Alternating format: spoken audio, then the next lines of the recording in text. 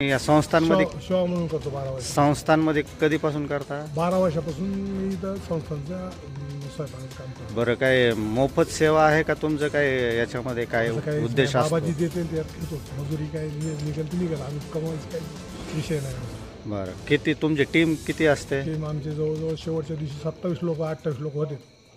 शेवटच्या दिवशी. शेवटच्या दिवशी सुरुवात कधीपासून करणार आहे? सुरुवात उद्या 9 तारखेपासून. उद्याच्या 9 तारीख.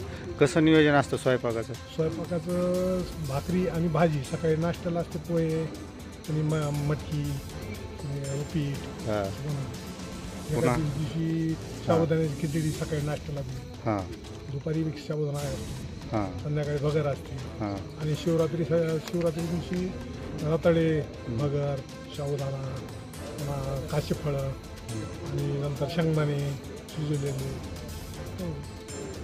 तुम्ही किती लोकांचं जेवण बनवायचं तुमच्याकडे नियोजन असतं रोज?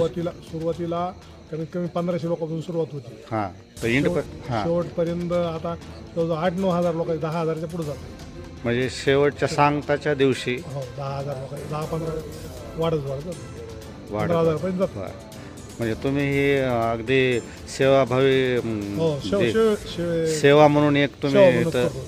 बरं. आणि छंद आहे बाबाचा हां. सेवा करण्याचा. आणखी काय सांगाल तुम्ही याबाबत? आणखी म्हणजे काय अनुभव सांगणार हां. मला काय.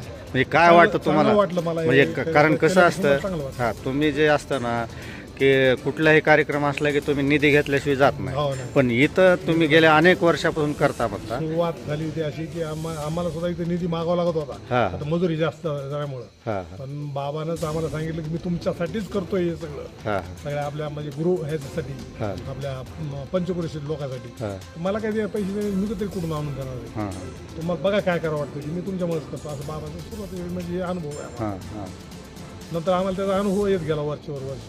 हां.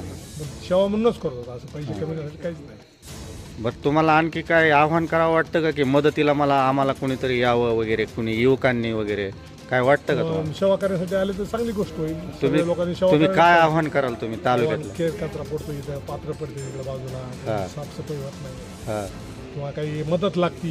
हां. आता आपल्याला संस्थांना मागता येत नाही ना पैसे हां. एवढे मोठे. हां. तर इथं पैसे कुठले येणार आहेत? हां. आपण दिले तरीच येणार आहेत. हम्म. मग आज सेवा म्हणून करायचं म्हणलं तर सगळ्यांनी थोडासा हातभार लावला तर बरं राहील.